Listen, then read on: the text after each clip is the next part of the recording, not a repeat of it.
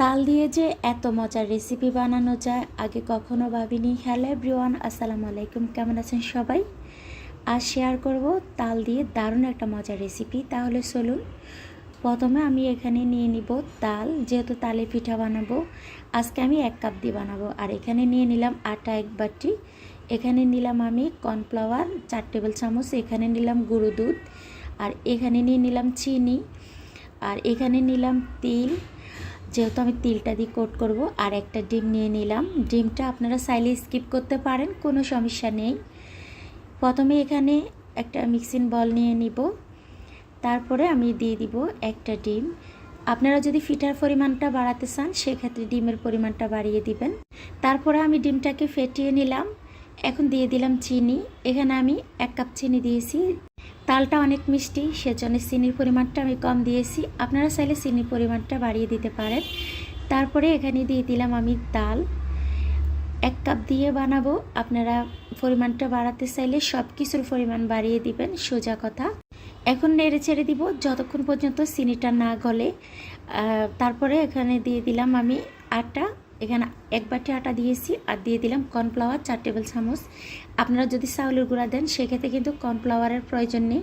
তারপরে দিয়ে দিলাম এখানে গুঁড়ো দুধ। আমি 20 টাকা দামের 1 প্যাকেট গুঁড়ো দুধ দিয়েছি। আর দিয়ে দিলাম 1/2 টেবিল চামচ বেকিং পাউডার। এখন আমি হাত দিয়ে সব কিছু ভালোভাবে মেখে নেব। আর যদি দেখি যে একটু ডোটা নরম হয়ে গেছে সেক্ষেত্রে আমি আরও একটু আটার পরিমাণটা বাড়িয়ে তারপরে পারফেক্ট একটা রুটি বানানোর জন্য যেভাবে ডো তৈরি করি ঠিক সেভাবে আমি ডোটা তৈরি করে নিয়েছি।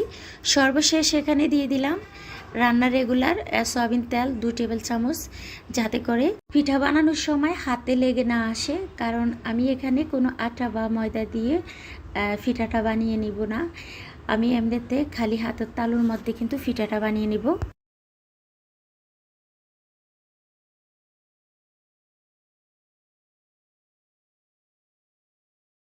এই যে দেখুন, আমি এভাবে কিন্তু গোল গোল বিস্কুটের শেপ দিয়ে বানিয়ে নিব।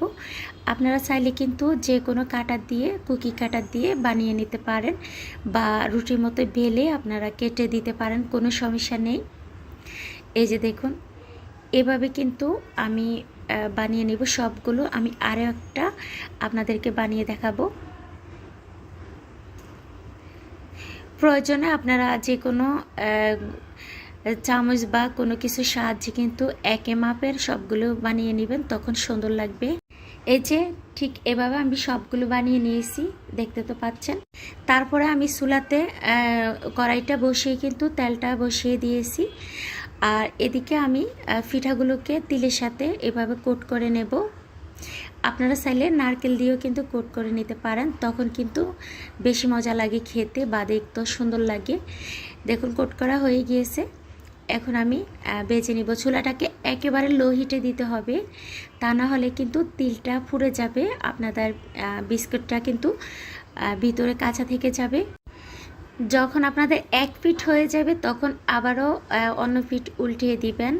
এই যে 1 পিঠ ভাজা হয়ে গিয়েছে, এখন আমি অন্য পিঠ উল্টিয়ে দিব।